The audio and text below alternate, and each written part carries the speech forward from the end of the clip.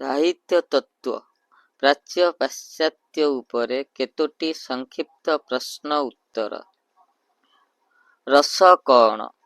ରସ୍ୟତେ ଇତି ରସଃ ଅର୍ଥାତ୍ ଯାହା ଆସ୍ୱାଦନ କରାଯାଏ। ସାହିତ୍ୟ ଦର୍ପଣର ସ୍ରଷ୍ଟା କିଏ? ସାହିତ୍ୟ ଦର୍ପଣର ସ୍ରଷ୍ଟା ବିଶ୍ୱନାଥ କବିରାଜ। ରସାତ୍ମକଂ ବାକ୍ୟଂ କାବ୍ୟମ୍ ଏହା କାହାର ଉକ୍ତି? ଏହା ବିଶ୍ୱନାଥ କବିରାଜଙ୍କ ଉକ୍ତି। ଉତ୍ପତ୍ତିବାଦର ସ୍ରଷ୍ଟା କିଏ?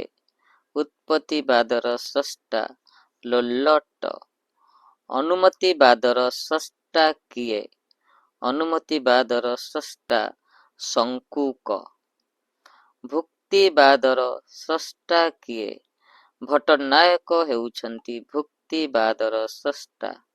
ଶୃଙ୍ଗାର ରସକୁ କେତେ ଭାଗରେ ବିଭକ୍ତ କରାଯାଇଛି? ଦୁଇ ଭାଗରେ ବିଭକ୍ତ କରାଯାଇଛି। ସମ୍ଭୋଗ ଶୃଙ୍ଗାର, ବିପ୍ରଲମ୍ବ ଶୃଙ୍ଗାର। ସମ୍ଭୋଗ ଶୃଙ୍ଗାର କଣ? ନାୟକ ନାୟିକାଙ୍କର ମିଳନ ବର୍ଣ୍ଣନାରେ ଯେଉଁ ରସ ସୃଷ୍ଟି ହୁଏ ତାହାକୁ ସମ୍ଭୋଗ ଶୃଙ୍ଗାର କହନ୍ତି। ବିପ୍ରଲମ୍ବ ଶୃଙ୍ଗାର କଣ? ନାୟକ ନାୟିକାର ବିଚ୍ଛେଦ ବର୍ଣ୍ଣନାରେ ଯେଉଁ ଶୃଙ୍ଗାର ସୃଷ୍ଟି ହୁଏ ତାକୁ ବିପ୍ରଲମ୍ବ ଶୃଙ୍ଗାର କୁହନ୍ତି। ଭରତ ମୁନି ଶୃଙ୍ଗାର ରସକୁ କେତେ ଭାଗରେ ବିଭକ୍ତ କରିଛନ୍ତି? ତିନି ଭାଗରେ। ଧର୍ମ ଶୃଙ୍ଗାର, କାମ ଶୃଙ୍ଗାର, ଅର୍ଥ ଶୃଙ୍ଗାର। ସ୍ଥାୟୀ ଭାବ ସଂଖ୍ୟା କେତେ? ସ୍ଥାୟୀ ଭାବ ସଂଖ୍ୟା 9। ବିଭାବ କଣ? ଯେଉଁ ବସ୍ତୁ, ବ୍ୟକ୍ତି, ଘଟଣା ଦ୍ୱାରା ସ୍ଥାୟୀ ଭାବ ଜାଗ୍ରତ ହୋଇ ରସ ରୂପ ଧାରଣ କରେ ତାହା ହିଁ ବିଭାବ।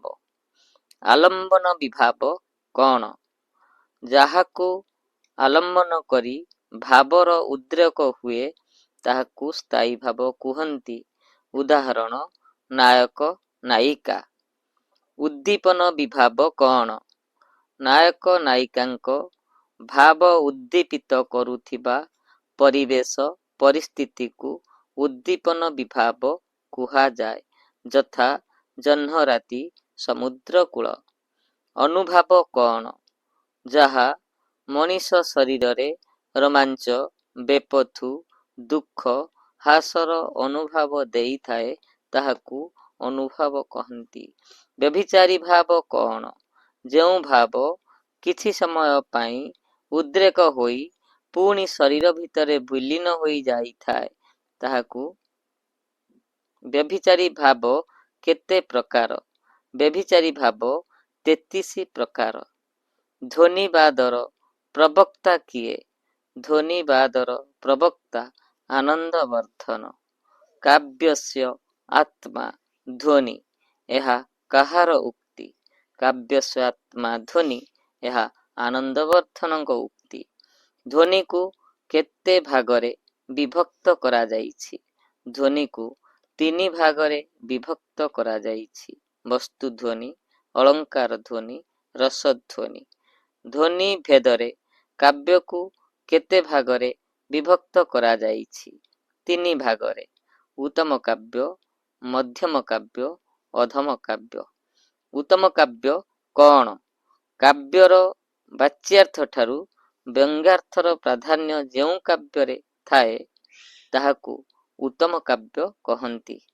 2ଟି ଉତ୍ତମ କାବ୍ୟର ଉଦାହରଣ ଦିଅ। ଦୀନକୃଷ୍ଣ ଦାସଙ୍କ ରସକଲ୍ଲୋଳ, ଉପେନ୍ଦ୍ରଭଞ୍ଜଙ୍କ ଲାବଣ୍ୟବତୀ। ମଧ୍ୟମ କାବ୍ୟ କଣ? ବ୍ୟଙ୍ଗ୍ୟାର୍ଥ ଉପସ୍ଥିତି ସତ୍ତ୍ୱେ ଯଦି ବାଚ୍ୟାର୍ଥର ଗୁରୁତ୍ୱ ଥାଏ ତାହାକୁ ମଧ୍ୟମ କାବ୍ୟ କହନ୍ତି। ଅଧମ କାବ୍ୟ କଣ? ଯେଉଁ କାବ୍ୟରେ ଧ୍ୱନି ନଥାଏ କେବଳ ବାଚ୍ୟାର୍ଥ ଥାଏ ତାହାକୁ ଅଧମ କାବ୍ୟ କହନ୍ତି। ଯଥା ଉପେନ୍ଦ୍ରଭଞ୍ଜଙ୍କ ଚିତ୍ରକାବ୍ୟ ବନ୍ଧୁଦ୍ୱୟ। ରୀତିବାଦର ସଂସ୍ଥାପକ କିଏ?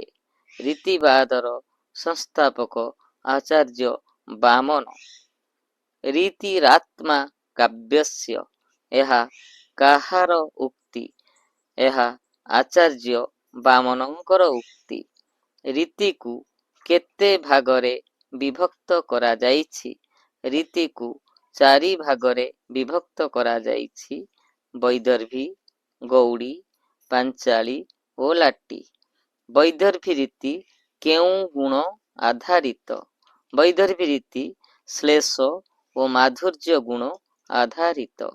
ଗୌଡ଼ୀ ରୀତି କେଉଁ ଗୁଣ ଆଧାରିତ? ଗୌଡ଼ୀ ରୀତି ଓଜଃ ଗୁଣ ଆଧାରିତ। ପାଞ୍ଚାଳୀ ରୀତି କେଉଁ ଗୁଣ ଆଧାରିତ?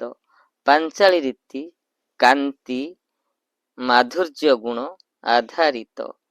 ବକ୍ରୋକ୍ତି କାବ୍ୟ ଜୀବିତମ୍, ଏହା କାହାର ଉକ୍ତି? ବକ୍ରୋକ୍ତି କାବ୍ୟ ଜୀବିତମ୍, ଏହା ଆଚାର୍ଯ୍ୟ କୁନ୍ତକଙ୍କ ଉକ୍ତି। ବକ୍ରୋକ୍ତିର ସଂସ୍ଥାପକ କିଏ?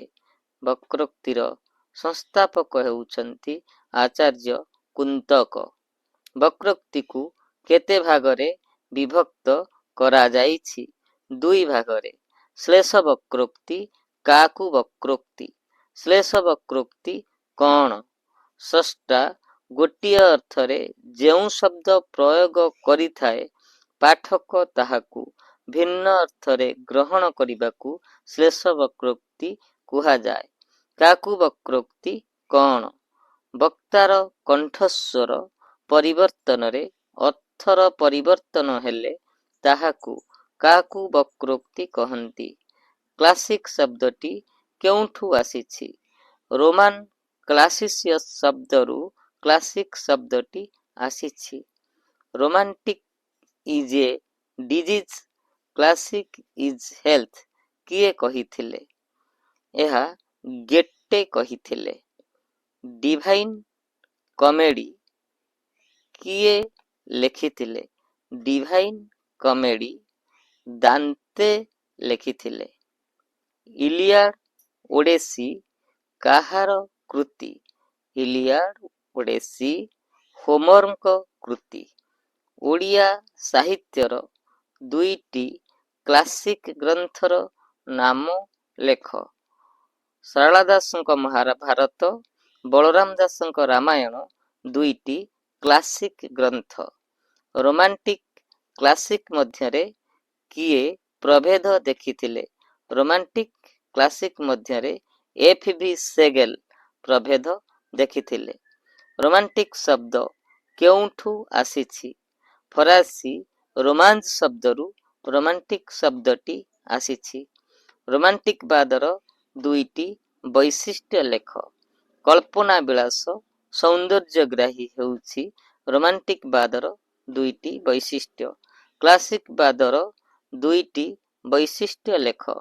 ବୌଦ୍ଧିକତା, ପରିପକ୍ୱତା ହେଉଛି କ୍ଲାସିକ୍ ବାଦର 2ଟି ବୈଶିଷ୍ଟ୍ୟ। ପ୍ରତୀକବାଦର ପ୍ରୟୋଗଶାଳା କିଏ? ଫ୍ରାନ୍ସ ହେଉଛି ପ୍ରତୀକବାଦର ପ୍ରୟୋଗଶାଳା। ଚିତ୍ରକଳ୍ପବାଦର ସ୍ରଷ୍ଟା କିଏ? ଚିତ୍ରକଳ୍ପବାଦର ସ୍ରଷ୍ଟା ଟି.ଇ. ହ୍ୟୁମ୍। ଚିତ୍ରକଳ୍ପ କ'ଣ? ଚିତ୍ରକଳ୍ପ ହେଉଛି ଏକ ଶବ୍ଦ ଚିତ୍ର ଯେଉଁଥିରେ ବାସ୍ତବ ଜୀବନର ଅନେକ ଦୃଶ୍ୟ ଦେଖାଇବାରେ ସକ୍ଷମ ହୁଏ। ଚିତ୍ରକଳ୍ପର ଇଂରାଜୀ ପରିଭାଷା କ'ଣ? ଚିତ୍ରକଳ୍ପର ଇଂରାଜୀ ପରିଭାଷା ଇମେଜ୍।